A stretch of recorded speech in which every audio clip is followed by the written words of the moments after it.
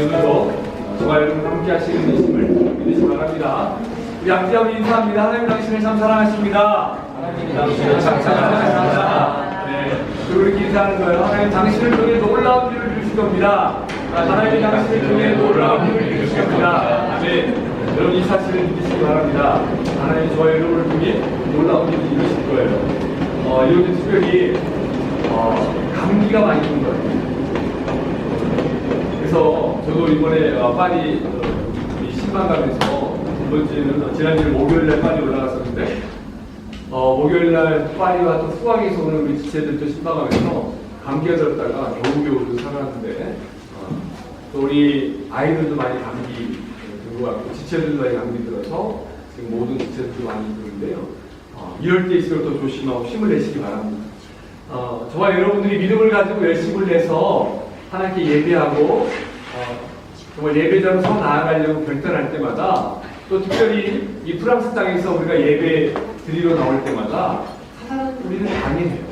어떻게든지 하나님의 사람으로 또 예배자로 서 나아가지 못하도록 방해합니다. 이런 일들이 계속 반복된다면 여러분들이 알으셔야 돼요. 이건 영적인 싸움이구나.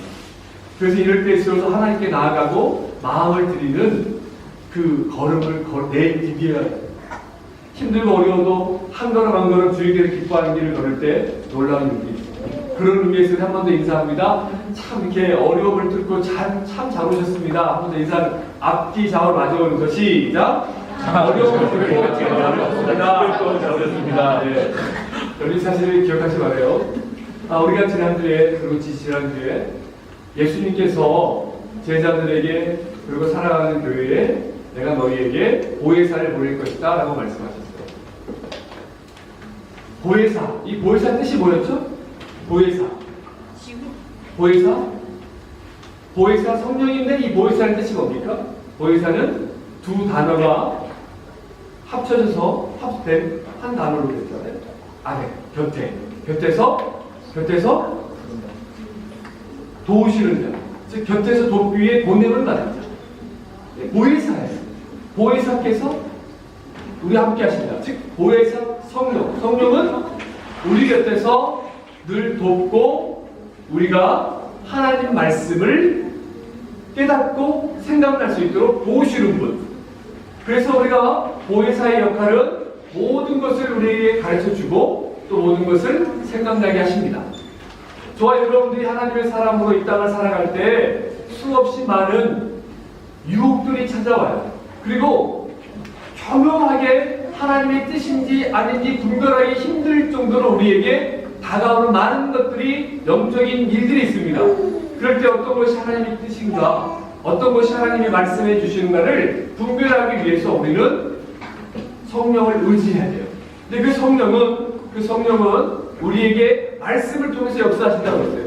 하나님의 말씀을 통해서 우리가 하나님 말씀을 들었을 때에 그 말씀을 듣고 깨닫고 또 그 말씀들이 삶 속에서 생각나게 해주신다는 거예요. 제자들에게 내가 너에게 보혜사를 통해서 모든 걸 생각나게 하리라 했을 때에 이 제자들에게 말씀하셨던 주님의 의미는 뭐냐면 그들이 아무것도 배우지 않아서 정말 모르는 걸 생각나게 하는 것도 있지만 그들이 이미 배운 것들, 잃어버린 것들을, 잊어버린 것들을 생각나도록 하나님께서 성령을 통해 역사해 주신다는 것이죠. 자, 그렇다면 우리가 여러 가지 상황들 속에서 혹은 선택의 길에서 정말 이 사람이 내 사람인가? 이 길이 내 길인가? 하나님이 원하는 이 전공이 이것인가? 그리고 내가 지금 선택해 나아가야 되고 결정해야 되는 것이 이것인가를 알 수 있는 방법은 그 증거로 하나님이 우리에게 평안을 주신다고 했어요. 그래서 27절에 평안을 너희에게 끼치노니 곧 나의 평안을 너희에게 주노라 라고 말씀하셨어요. 하나님께서는 성령을 통해 하나님의 뜻일 때 우리에게 주시는 평안이 있어요. 그래서 이 평안은 지난주에 히브리어로 샬롬이고 이 헬라어로는 뭐라고 했어요? 헬라어 에레네에서 이게 바로 평안이다. 우리에게 평안을 주신다 라고 말씀하셨어요. 즉 하나님의 뜻일 때 우리가 그 하나님의 뜻임을 알고 우리의 삶을 정하고 결정하고 길을 나아갈 때 우리에게 찾아오는 당연함은 평안이에요. 평안이에요. 즉 저와 여러분이 하나님의 뜻이라고 이야기하면서 무엇인가를 선택하고 어떤 일을 진행해 나아가는데 저와 여러분 안에서 여전히 남아있는 불안함과 근심과 염려가 있다고 한다면 우리 한 번 더 점검해봐야 돼요. 한 번 더 기도해봐요. 주께서 우리에게 평안을 주실 때까지 기도하셔야 됩니다. 괜찮아요. 근데 우리는 왜 기도하지 못하냐면, 왜 더 기다리지 못하냐면, 지금 당장 내가 원하는 것을 갖고 싶은데, 내가 보기에 이것인 것 같은데, 하나님이 아니라고 할까봐, 하나님이 너라고 이야기할까봐 내 마음속에 불안한 거예요. 그렇지 않아요? 안 그런 적 있어요? 네가 좋아하는 이 중국 형제 외곽. 대단해요. 외곽이 한국 자매 사랑해서 지금 일하러 가기 전에 여기서 열심히 이게 다 의자 정리하고 와서 또 끝나고 예배를 못 드리지만 가는 거예요. 우리 송기사님 네 분이 항상 아침 일찍 오지 않기 때문에 그 외곽을 못 보는 거예요. 항상 여기 오기 전에 다 준비하고 앞에 다 올고 달리고 애들 맞춰서 오지만 외곽 미리 와가지고 한 4시 반 정도 와서 다 준비하고 이렇게 가지 않습니까? 그러니까 외곽이 너무 좋은 거죠. 근데 하나님 이 형제 아니면 안 됩니다. 그런데 하나님은 혹시 마음에 평안을 주지 않고 근심과 불안이 있다고 한다면 좀 더 기도해 봐야 되는 거죠. 근데 우리는 오늘 어떻습니까? 내가 원하는 걸 내 기준을 정해놓고 하나님 이거예요. 이걸 주셔야 됩니다. 이거를 주셔야 됩니다. 그러니까 하나님은 안 주실 것 같으니까 마음 불안해요. 여러분 27절을 계속해서 보십시오. 하나님 예수님이 이렇게 얘기했습니다. 평안을 너에게 끼치노니 곧 나의 평안을 너에게 주노라. 내가 너에게 주는 것은 세상이 주는 것과 같지 아니하니라. 너희는 마음에 무엇하지도 말라. 근심하지도 말라. 그리고 무엇하지 말라. 두려워하지 말라. 이거 지난주까지 우리가 살펴봤습니다. 여러분 근심은요 우리의 영혼을 죽여버려요. 근심은 우리의 심령을 하나님과 멀어지게 만들어요. 육체적인 질병은 치유할 수도 있어요. 근데 근심은 조금씩 알게 모르게 우리와 하나님 관계를 단절시키면서 우리의 영혼을 죽여버려요. 가장 두려운 거예요. 근데 여러분 보십시오. 저와 여러분이 근심하고 두려울 때는 어느 때인가? 이 근심과 두려움 이면에는 불신앙이 있어요. 혹은 예수님이 제자들에게 믿음이 연약한 자요 라고 마가복음에서 복음서에서 얘기했던 것처럼 이 믿음이 연약한 자요 라고 이야기했는데 믿음이 없는 자요 라고 이야기했잖아요. 근데 이 믿음이 없는 사람이다 라고 얘기했을 때 이 믿음이 없다는 말은 완전히 믿음이 없는 것이 아니라 믿음이 있었는데 뭐라 그럴까? 연약해진. 즉 하나님을 신뢰하지 못하니까, 예수님을 신뢰하지 못하니까 두려운 거죠. 믿지를 못하는 거. 하나님의 말씀해 주셨는데 믿지를 못하는 거죠. 하나님의 말씀을 신뢰하시기 바랍니다, 여러분. 하나님은 살아계셔서 저와 여러분들을 지키시고 보호하고 있음을 믿으시기 바라요. 그분은 온 천지 만물을 창조하신 분이십니다. 그분은 저와 여러분을 이곳까지 인도하신 분이에요. 여러분 한국이면 얼마나 좋은 환경이 있습니까? 근데 여러분 지금 또 오후에 또 지금 이제 바캉스를 앞두고 있는 이 가운데 막 설레죠. 또 썸 바캉스에 설레지 않습니까? 근데 지금 뭐 계획을 짜고 있는데 여러분이 오후 예배를 드리기 위해서 또 이곳까지 온 것 자체가 대단한 거예요. 우리 지우도 아팠는데 귀찮으니까 얘 핑계대고 교회 오늘은 또 빠질까? 라고 할 수도 있었지만 이 지우를 데려온 것은 대단한 겁니다. 이건 하나님이 인도하지 않으셨으면 올 수가 없는 거예요. 사랑하는 여러분, 저와 여러분이 지금 오늘 이 자리에 있는 것이 하나님의 놀라운 섭리 안에 있음을 여러분이 기억하시기 바랍니다. 오늘 저와 여러분들이 지금 이 자리에 와서 예배자로 서 있고 우리가 알지 못하는 사람들을 지금 만나고 있다는 것 자체가 제가 보기에는 기적이에요. 여러분, 불교는요, 다른 종교는 인연을 강조하잖아요. 그죠? 인연. 옷깃만 스쳐도 인연. 그렇지 않습니까? 불교는 그렇잖아요. 그리고 윤회를 강조하잖아요. 그런데 여러분, 하나님은 성경은 우리에게 얘기합니다. 저와 여러분이 오늘 살아가고 있는 삶 속의 우연은 그 우연으로 끝나는 것이 아니라 그 우연들을 통해서 하나님의 섭리, 하나님의 필연을 이루어 가십니다. 왜? 하나님은 우리가 알지 못하는 크고 비밀한 일들을 이루어가기 위해서 하나님의 놀라운 섭리 가운데, 하나님 계획 가운데 하나님의 경륜 가운데 우리의 삶을 지금 인도하고 계시기 때문입니다. 그래서 오늘 저와 여러분들이 이 자리에 있는 것은 우연이 아니라 우리가 알지 못하는 우리의 이성을 초월해서 역사하시는 하나님의 놀라운 계획 안에 우리가 거하고 있음을 확신하시기 바랍니다. 우리가 준비하고 기도하겠지만 그 이면에는 하나님의 섭리가 있습니다. 하나님의 계획이 있습니다. 너무나 놀라요. 그래서 시간이 가면 야 하나님의 그때 그 만남, 그때 그 시련, 그때 그 기쁨, 그 일들을 통해서 오늘 합력하여 손을 이루셨구나라고 고백할 수 있게 되는 거예요. 이게 하나님의 사랑하고 하나님을 신뢰하는 자들의 당연한 모습임을 여러분들이 기억했으면 좋겠어요. 자, 그렇다면 이렇게 하나님께서 우리에게 성령을 보내주시고 이 성령은 우리에게 모든 것을 가르쳐주시고 생각나게 하시고 그 성령의 뜻인지 아닌지 분별할 때 가장 기본적인 게 우리에게 평안을 주신다고 했는데, 그렇다면 또 우리가 하나님의 어떻게 하면 하나님의 뜻인지 아닌지를 좀 더 깊게 하나님을 나눌 수 있는가, 어떻게 하면 성령의 뜻인지 아닌지 이것이 하나님 기뻐하는 것인지 아닌지 어떻게 쉽게 더 분별할 수 있는가? 여러분 한번 따라서 해볼까요? 하나님과 친밀한 교제를 나눌 때 가능합니다. 야, 여러분 더 어렵습니까? 하나님과 친밀한 교제를 나눌 때 알 수 있어요. 왜? 여러분 하나님께서 우리에게 말씀해줘요.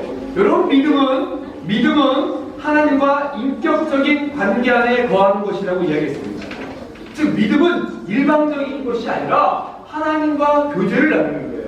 여러분 저와 여러분들이 범죄했어요. 여기에 하나님 앞에 완벽한 사람이 있습니까? 우리가 마음속으로 때때로 범죄하고 우리 안에 여전히 남아있는 미움과 시기와 질투와 불신함과 여러가지 많은 인간적인 모습들이 있습니다. 겉으로는 웃지만 속으로는 누군가를 막 죽이고 싶은 마음도 있고 그 차라리 조우하고 싶은 마음도 있고 꼭 참고 있지만 본색을 드러내지 않는 여러가지 우리 안에 마음이 있어요. 하나님 보시기에 옳지 않은 부분이 있습니다. 그런데 그 모습, 하나님은 우리의 중심을 보신다고 그랬잖아요. 그 중심을 보신 하나님께서 우리의 모습을 보시고 우리를 다 지금 징계하시고 벌 주시고 우리 다 죽었어요. 그렇잖아요? 근데 여러분 하나님 어떤 분이세요? 우리를 사랑하셔서 예수 그리스도를 이 땅에 보내시고 오랫동안 참으시고 지금도 저와 여러분 곁에 계심을 여러분 확신하시기 바라요. 예수님은 어느 한순간도 우리 희분 형님 곁을 떠난 겁니다. 우리가 잠깐만 하나님 오늘은 내가 좀 하나님 보시기 안 좋은 모습 잠깐 눈 감아주세요. 잠깐 여기까지 오늘 문 좀 닫을게요 살짝. 그럴지는 몰라도 하나님은 한 번도 우리 곁을 떠난 적이 없어요. 다만 우리가 그 하나님을 느끼지 못해요. 죄로 가로막혀 있을 뿐이죠. 그런데 하나님은 함부로 들어오지 않아요. 우리 시온이가 있는데 이제 우리 시온이가 갑자기 한국 갔다 오면서요. 시온이가 자기 방에다가 높은 곳에서 내가 이렇게 보던 데다가 뭐라 했냐면 들어올 때 한국말로 뜻이지만 톡톡톡 노크해달라고 들어올 때 노크해주세요 하고 시온이 방에 이렇게 올라가서 이 앞에다 붙어야 되는데 굳이 의자를 올라가서 이렇게 탁 붙였어요. 똑똑 노크해. 왜? 그 다음부터 제가 사모님 그냥 여러분 내 집 들고 쏘아하지 않는데 제가 그 다음부터는 안에 하나 똑똑 놓고 프라이버시가 있다는 거 아닙니까? 이제 4층에 계시다고 그러지 않습니까? 그렇잖아요. 제가 우리 시야방을 함부로 막 못 열고 들어가요. 그렇지 않습니까? 노크를 해야 돼요. 노크. 여러분 마찬가지예요. 인격적이라는 건 뭐예요? 인격적이라는 것은요 가까울수록 함부로 하지 않잖아요. 가까울수록 더 예의를 지켜주잖아요. 그렇잖아요? 부부도 마찬가지입니다. 우리 결혼해서 지금 신혼여행가 있는데 이제 갈수록 더 가까울수록 예의를 지켜주는 거죠. 그런 거예요. 예수님이 성령을 통해서 또 하나님이 우리에게 예수 그리스도를 보내주시고 성령, 우리가 예수님 하나님 불러도 삼위일체 하나님이 함께 역사하십니다. 여러분 염려하지 마세요. 내가 예수님을 불렀어야 되나? 하나님을 생각을 해요. 하나님은 성부, 성자, 성령 하나님이 함께 역사하시니까 걱정하지 마세요. 근데 여러분 우리에게 인격적으로 다가오신다는 것은 뭐냐면 우리가 마음을 열 때까지 기다려주세요. 근데 한순간도 우리를 떠나지 않으셨어요. 지금 뭐냐면 우리가 하나님을 더 많이 알고 지금 어떤 상황 속에서 이건 하나님의 뜻이다, 하나님이 나에게 말씀해 주시는 것이다, 정말 신과 창조주와 교통할 수 있는 것, 그것은 여러분 하나님과 친해지는 거예요. 그러면 맞아요. 우리 예은이랑 우리 이제 형제랑 결혼해서 남편하고 신랑하고 그랬는데 좀 사귈 때 처음에 몰랐지만 한두 만나고 이제 조금씩 앞으로 더 많이 알아가겠지. 더 이제 더 나오겠지. 근데 조금씩 알아가면서 표정만 봐도 알잖아요. 알지 않습니까? 우리 성경님, 우리 대화엄마가 박 집사님이 이제 무슨 딱 표정만 지면 좀 알죠? 저 말이 무슨 말인지 좀 알죠? 우리 어떻습니까? 우리 저기 호진자매, 우리 수영 집사님이 이제 그 표정 딱 보면 저기 무슨 말인지 몸짓 언어를 통해서 알아요, 몰라요? 알지요. 그리고 더 나아가서 우리 엄마들은 지유와 이래가 지금 어떤 표정인가 보면 알지요. 지유가 목사님이 딱 앉아서 어떻게 나한테 안겼는데 지금 지유의 간절한 마음은 나 목사님을 벗어나서 하고 엄마 되고 싶다는 것을 엄마들 알을까요, 모를까요? 알아요. 왜? 관심을 갖고 친절하고 친해졌고 친밀하고 아는 겁니다. 마찬가지예요, 여러분. 하나님과 친밀한 관계 유지한다는 건 이겁니다. 여러분, 20세기의 위대한 철학자가 있어요. 여러분 좀 공부 하신 분들은 직접 읽으시면 들어봤을 거예요. 마틴 부버. 우리말로 마르틴 부버. 마틴 부버인데 이 철학자가 있습니다. 이분은요 오스트리아 출신이에요. 근데 이분은 유대인이에요. 유대인이며 오스트리아 출신의 철학가고 사상가예요. 그 집안이 랍비 집안입니다. 근데 그가 이제 철학을 하면서 학문을 하면서 사람과 사람 사이의 관계로 한번 깊이 연구를 했습니다. 그래서 그가 쓴 책이 유명한 책이 있어요. 나와 너란 책입니다. 나와 너란 책에 그 마틴 부버가 강조한 게 뭐냐면 사람은 관계 속에 있을 때 온전해 있습니다. 사람은 사람과 사람 사이의 관계를 통해서 완전해지고 성장합니다. 그러니까 사람은 혼자 살 수 없다는 거죠. 그래서 사람과 사람과의 관계를 이렇게 이야기합니다.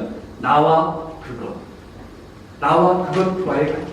나와 그것. 영어로 이렇게 그것으로 표현해요. 나와 그것. 즉 사람과 사람이 인격 대 인격으로 만나야 되는데 인격이 아니라 나와 그것의 관계가 되는 거예요. 내가 여러분과 혹은 여러분이 누군가 만나는데 그 사람을 인격 대 인격으로 만나는 것이 아니라 그저 나의 필요를 위한 도구, 수단으로 만나면 그 관계는 온전해질 수가 없다. 그저 내가 필요할 때만 쓰는 것이고 내가 필요가 끝나면 예를 들면 여러분 처음에 우리 예언이도 유학 갔을 때 그랬지만 유학 오면 우리 공동체에서 누군가 도움을 주잖아요. 그러니까 도움받을 때 체류증 만들고 핸드폰 만들고 은행 부자 쓰고 그리고 도와줄 때는 같이 만나다가 그 일이 딱 끝나면 관계를 단절하는 거예요. 그 뭐예요? 이게 나와 그것의 관계입니다. 심지어 또 그것과 그것의 관계가 있어요. 즉 서로 쌍방에 필요할 때만 도구로 사용해. 그런 관계는 온전해질 수가 없어요. 그런데 이 마틴 부버는 이렇게 이야기합니다. 이 안에서 나와 너의 관계가 필요하다. 인격 대 인격으로 서로 정말 깊은 관계를 통해서 서로를 발전시키고 서로를 이해하면서 서로 정말 인간 대 인간으로 성장할 때 그 관계 안에서 많은 것을 보고 배울 수 있다라고 이야기하는데, 즉 나와 너의 관계가 되기 위해서 영원한 절대자, 영원한 존재자인 그 너희가 있어야 되는데 그 너가 바로 이 마틴 부버는 유대인 출신이니까 그 안에서 여호와겠죠. 우리는 이렇게 얘기합니다. 저는 그 나와 너의 관계, 마틴 부버의 나와 너의 책에서 그 너는 진정으로 나와 너의 관계를 이루어가기 위해서 중간에 매개체인 너라는 존재가 있어야 하는데 그 너는 창조주 하나님이다. 좀 더 쉽게 제가 오늘 이 말씀을 통해서 풀어본다면 성령 하나님께서 우리와 함께 있을 때에 온전한 나와 너와 인격 대 인격으로 그 관계 안에서 관계가 성립될 수 있어요. 왜? 여러분 우리는 허물이 있잖아요. 부부 사이에서도 죽도록 살아야겠어요. 얘기했잖아요. 목사님 사모님이 목사님이 열렬하게 쫓아다녔고 그래서 사모님을 겨우 꼬셔가지고 지금도 지금 파리 가면 파리에 62번 길이 있습니다. 버스 파리 좋잖아. 사람은 다녀요. 62번 버스 길이 있다고 여러 번 이야기했습니다. 그 길을 걸어가면서 사모님 집 가는 길이거든요. 어제도 우리 파리 있을 때 신방 하나 지나가면서 그 근처에 딱 가는데 야! 저 몽소 저 꽃길 있잖아. 목사님이 청년 때 사모님한테 장미꽃 백송이 사준 그 꽃집이야. 그러니까 애들이 막 이야기하는 거죠. 그 꽃집이 그대로 있어요. 다니면서 그렇게 목사님이 사모님을 쫓아다니고 그렇게 또 사모님도 이제 저를 좋아가지고 단식하면서 집이 반대하니까 집에 안 되니 결혼했지만 여러분 저는 사모님과 저는 4년을 사귀었습니다. 4년 전에 거의 싸웠어요. 둘은 안 싸웠지. 우리 4년 전에 정말 엄청 싸웠습니다. 그리고 신혼여행 가서 엄청 싸웠습니다. 결혼해서 엄청 싸웠습니다. 사랑한다고 하면서 근데 제가 지금 생각해보는 거예요. 좋아하니까 싸우고 너무너무 사랑하니까 작은 게 소원이에요.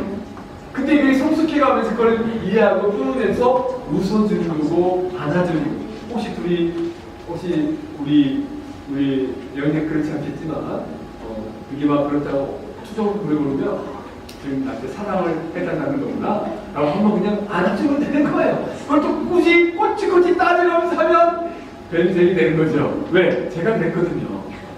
안아주고 품어주면 되는 겁니다. 그죠? 그렇게 하면은 그리고 또 삶을 바꿔야 돼. 이제 무슨 아내가 남편이 올 때마다 딱 안아주고 끝나 그때뿐이다? 안 되는 거죠. 바뀌어야 되는 거죠. 바뀌어야 되는 거예요. 근데 여러분 이게 마틴 부부 이야기 마찬가지인 것처럼 그 실존적인 철학을 했고 그러나 그 안에 그 사상이 여호와 신앙이 있는 것 같아요. 저와 여러분에서 하나님이 떠난 관계는요 결국 단절돼요. 결국 이기적인 관계가 돼요. 근데 하나님을 바라볼 때 그 하나님 때문에 그 예수 그리스도의 십자가 때문에 내가 나를 비워가는 것 그때 온전한 관계 나와 너의 관계가 될 수 있는 겁니다. 사랑하는 여러분 저와 여러분은 하나님이 세상으로 부르셨어요. 이 말은 무슨 말이냐면 저와 여러분을 관계 속에 집어넣으셨어요. 우리를 혼자 수도승처럼 만들지 않으셨어요. 그곳에 있게 하지 않으셨어요. 저와 여러분을 세상에 그래서 하나님이 10계명을 예수님을 통해서 2계명을 요약했잖아요. 하나님 사랑, 누구 사랑? 이웃 사랑. 하나님을 사랑하면 이웃을 사랑하게 되어 있어요. 하나님을 사랑하게 되면 이웃에게 나아가게 되어 있어요. 그런데 내가 하나님을 사랑한다고 하면서 이웃을 사랑하지 않는다? 여러분 그건 하나님을 사랑하지 않는 거예요. 여러분 미안하지만 그건 하나님을 사랑하지 않는 것입니다. 그래서 우리가 싸우는 거예요. 이웃을 사랑하기 참 신기해. 하나님은 꼭 내가 싫어하는 사람을 괜찮으시잖아요. 참 신기해요. 살다 보니 사모님이 그래. 사모님이 제일 싫어하고 내가 하고 있대. 저도 마찬가지야. 전 사모님 얼굴을 보고 있습니다. 신기해요. 우리 그 부부들 막 웃는 분들 그 공감하는 것 같은데? 근데 신기해. 근데 그러면서 하나님이 나를 바라보게 하는 것 같아요. 사랑하는 여러분, 이게 인생의 삶입니다. 그래서 하나님이 우리를 사랑하시는 거예요. 그래서 우리를 훈련시키는 거예요. 이게 은혜인 줄 아시기 바랍니다. 그래서 여러분 기억하세요. 하나님의 음성을 듣고 이게 성령의 뜻인지 아닌지 알기 원한다면 정말 쉬워요. 하나님을 알아보면 되잖아요. 하나님을 아는 건 뭐예요? 하나님과 친해지면 되잖아요. 하나님과 친밀한 교제 안에 거하셔야 돼요. 근데 우리는요, 하나님 말씀해 주세요. 그러면서 제가 너무 요즘 답답한 게 뭐냐면, 저희 시간이 갈수록 느끼는 게 뭐냐면요, 왜 이렇게 목회가 시간이 갈수록 힘들까? 어떤 직업이라든지 어떤 장인들은 우리 프로야구 선수들만 해도 한 10년, 20년 넘어가면, 이제 장인이 돼서, 딱 보면 직구, 저 투수, 홈런 보도 뭐 다 알 수 있고, 가족 장인들에도 뭐 에비던스 한땀한땀 뺄 때도 이제 이걸 더 숙련되는데, 목회가 이 사역을 하면 할수록 너무 힘들다는 생각이 들어요. 제가 전도사 때는 목회 주면 되겠지? 쉽다고 생각했는데요. 이상하게 20년이 돼가고 그리고 빨리 시작해서 벌써 20년 아닙니까? 20년 넘었죠. 시작하니까. 근데 시간이 너무 힘들어요. 왜? 끊임없이 영적인 문제 다양한 사람들이 사람들을 예전에는 제 힘으로 할 수 있다 생각했는데 시간이 갈수록 내가 느끼는 게 뭐냐면 하나님 제 힘으로 할 수 없습니다. 하나님 저 영혼을 인류력에 주세요. 하나님 우리 손집 사진 이동안에서 정말 성숙하게 성장하게 도와주세요. 그냥 기도만 할 뿐인 것 같아요. 그래서 하나님은 건물이 안 돼요. 교회는 외적인 모습의 건물이 안 돼요. 교회는 고린도전서 1장 2절 혹시 찾아볼까요? 핸드폰 찾아보셔야 됩니다. 우리 이거 한번 읽어볼까요? 고린도전서 1장 2절 말씀. 고린도 1장 2절 말씀 함께 있습니다. 자, 찾으면 함께 있습니다. 시작. 고린도에 있는 하나님의 교회 곧 그리스도 예수 안에서 거룩하여지고 성도라 부르심을 받은 자들과 또 각처에서 우리를 주 곧 그들과 우리의 주 되신 예수 그리스도의 이름을 부르는 모든 자들에게 아멘. 잘 보세요. 교회는 고린도에 있는 하나님의 교회라고 사도 바울이 고린도에게 편지를 씁니다. 고린도에 있는 하나님의 교회 곧 뭐야? 그리스도 예수 안에서 거룩하여지고 성도라 부르심을 받은 자들, 그들이 교회. 즉 예수 그리스도를 구세주로 영접하고 성도라 불림 받은 자 또한 또 각처에서 우리 곧 그들과 우리의 주 되신 예수 그리스도의 이름을 부르는 모든 자들이 뭐다? 교회. 즉 저와 여러분이 교회. 예수 그리스도를 구세주로 영접하고 믿음의 삶을 살아가는 저와 여러분이 교회예요, 여러분. 이 사실을 믿으시기 바랍니다. 아멘? 네. 저와 여러분과 함께 하는 거예요. 그래서 여러분, 교회는 주님의 몸된 전이고 우리 저와 여러분이 그 몸된 교회를 이루어가는 각 지체들인 거예요. 하나님은 교회를 통해서 말씀하세요. 즉 그러면 믿음의 관계 속에서 이 교회 공동체 안에서 하나님이 하나님 뜻이냐 아닌지 분별하게 말씀해줘요. 그런데 여러분, 교회의 문제는 뭐예요? 사람의 건물은 뭐예요? 하나님을 영화롭게 하는 거죠. 하나님을 예배하는 거죠. 즉 교회도 동일하게 하나님을 예배하죠. 그러므로 우리가 하나님의 뜻인지 아닌지, 성령이 역사하시는 건지 아닌지 하나님과 친밀한 관계를 이룰 때 교회를 통해서 말씀하시고, 두 번째는 예배를 통해서 말씀하시죠. 예를 들면 오늘 예배 가운데, 찬양 가운데, 기도 가운데, 또 성도의 교제 가운데, 목사님의 말씀 가운데 하나님이 지금 저와 여러분들에게 하나님의 음성을 들려줍니다. 옛날처럼 죽어라! 라고 하나님이 이제 잘 안 하세요. 물론 여러분, 요즘도 죽어라! 라고 직접 계시 안 한다는 건 아니에요. 그런데 이제는 하나님이 이 계시의 말씀을 성경으로 해주셨잖아요. 그런데 이 성경을 통해서 이제 우리가 말씀하세요. 더 명확하지요. 왜? 죽어라! 했어요. 이게 하나님이 불렀나? 목사님이 불렀나? 자다가 혜지가 나한테 불렀나? 꿈인가? 혜지는 미용이 있는데 뭐 헷갈릴 수 있죠? 근데 하나님의 말씀은 정확히 기록되어 있잖아요. 이 말씀이 갑자기 어떤 말씀이 자꾸 막 마음에 들어오고 이 뜻이 궁금해지는 건 성령이 역사하는 목사님한테 오면 됩니다. 목사님한테 물어보면 되는데 제가 아는 만큼 저도 다 모르니까 아는 만큼 제가 열심을 다해서 가르칠 거예요. 전해줄 거예요. 알려줄 거예요. 즉 성령이 이렇게 역사해요. 즉 예배를 통해서. 또 어느 때는 교회에 예배를 드리고 있는데 누군가의 찬양하는 모습을 살짝 봤는데 그 찬양하는 형제나 혹은 자매가 정말 저 타이밍이 어떤 타이밍이 모르고 나는 쑥스러워서 가만히 조용히 하고 있는데 갑자기 손을 들고 눈물을 흘리면서 진심을 다해서 온 마음과 뜻과 정성을 다해서 예배하고 찬양하는 그 모습에 내가 모두를 얻는 거지. 하나님 그러면서 그 모습을 통해서 보여줍니다. 너는 혜지를 보면서 감동받겠다. 열심히 해서 왜 나보다 초신자인데 와가지고 이렇게 안내하고 있고 그 모습에 감동받으면서 한번 탁 찍어주고 싶고 막 그렇지. 그렇죠? 그러면 도전 받는 거지. 이거예요. 이거 어느 때는 여러분 보시면 우리 아이들이 지금 이제 익숙해져가지고 목사님 설교할 때 그런 소리를 많이 안 지르잖아. 아멘 하고 있잖아. 이네들이 이제 감동하고 있는 거야. 목사님 전화니까 아멘 하고 있지 않습니까? 우리 저기 지우는 나를 보고 날마다 보는데 지우는 꼭 나 설교할 때 보면 옆에다 꼭 날 쳐다봐요. 이렇게 꼭 쳐다봅니다. 쳐다봐요. 우리 오늘 감기 독한 거에서 안 온 누나도 마찬가지예요. 꼭 지우 손잡고 지우랑 뽀뽀하고 막 그러더만. 그러면서 같이 예배드리고 있지 않습니까? 이 모습 보면서 어떨 때는 도저히 감동하고 승리가 지금 초신와 있는 난 너무 감동. 목사인 내가 감동하고. 이러면서 예배 가운데 하나님 말씀하셨어요. 즉 교회를 통해서 예배 가운데. 그러면 예배 안에 또 뭐가 있습니까? 말씀이 있지요. 하나님의 말씀을 통해서 하나님 우리에게 말씀해 주세요. 말씀을 통해 말씀해 주세요. 그 말씀 막연하게 이 성경에 있는 말씀이 우리에게 정말 로고스로 다가오셔서 우리에게 말씀해주는 그 말씀. 그래서 여러분, 저와 여러분 하나님을 더 친밀하게 알아가고 만나기 위해서 이것이 성령의 뜻인지 아닌지 알기 위해서는 성경을 읽고 묵상해야 됩니다.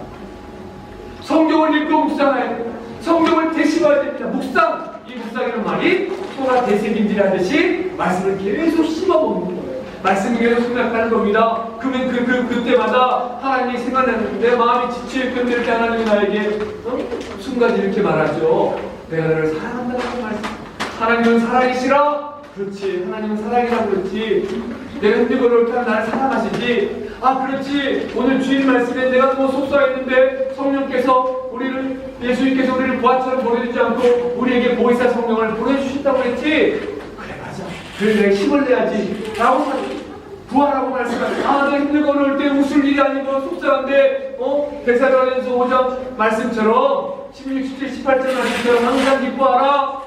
쉬지 말고 기도하라. 범사에 감사라고 했지. 이것은 우리를 향한 하나님의 뜻이라고 했지. 하나님 기뻐하는 것이라고 했지. 내가 의지적으로 기쁨을 취하자. 기쁨을 선택하는 거죠. 감사를 선택해 나아가는 거죠. 그 일을 하나님께 묻는 거죠. 라고 생각나게 하시는 거. 이것이 성령께서 우리에게 주시는 말씀입니다. 그러면 이런 말씀을 붙잡고 우리가 기도하는 거예요. 얼마나 아멘을 크리스마스 목사님 얼마나 쳐다보려고 우리 지금 저기 놀랍죠?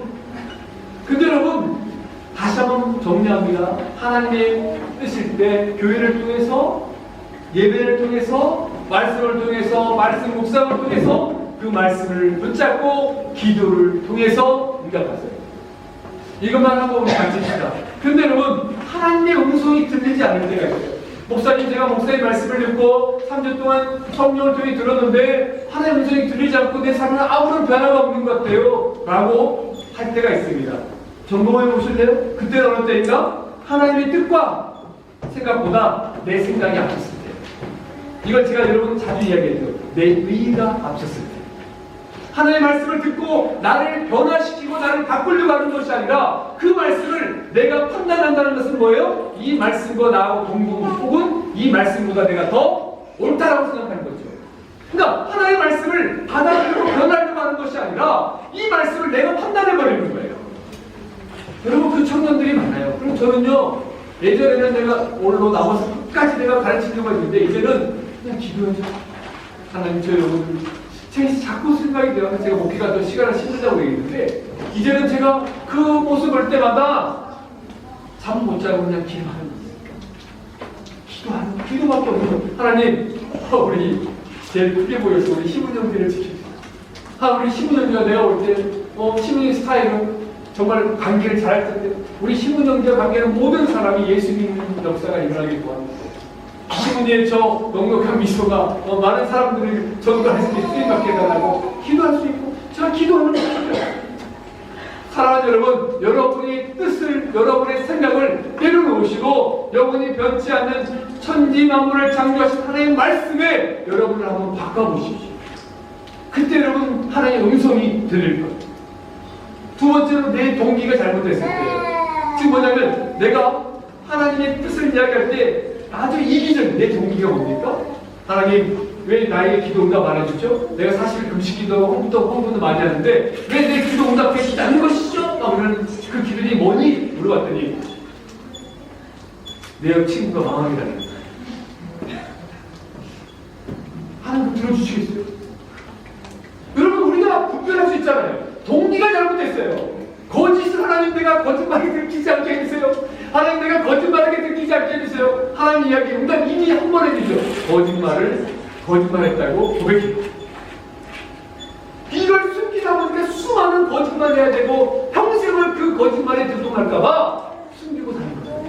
잠 못 이루는 마음을 사는 거예요. 즉 동기가 잘못됐어요.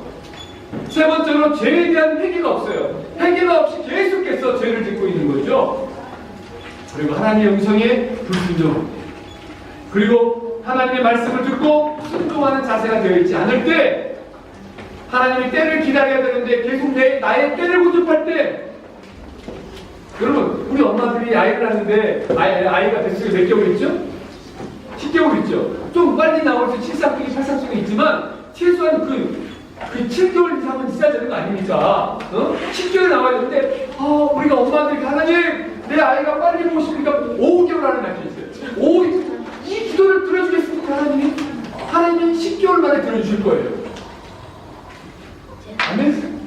근데 우리가 지금 마치 이렇게 기도하고 있는 거예요. 얼토당토 기도하고 있는 거예요. 그래서 하나님의 음성을 못 듣는 거죠. 사랑하는 여러분, 하나님과의 교제보다 내 자신의 답만 찾으려고 할 때 음성을 들을 수가 없어요. 그러므로 오늘 말씀을 좀 더 깊이 묵상하시고 하나님의 음성을 듣길 원하십니까? 교회 공동체 안에서 들어와서 예배 가운데 내 삶을 또 하나님 말씀을 듣고 그 말씀대로 살기 위해서 몸부림쳐 보십시오. 하나님의 때를 기다려 보십시오. 내 의와 하나님의 뜻과 부딪혔을 때 하나님 편드십시오. 내 의를 내려놓고 하나님이 기뻐하는 길을 선택해 보십시오.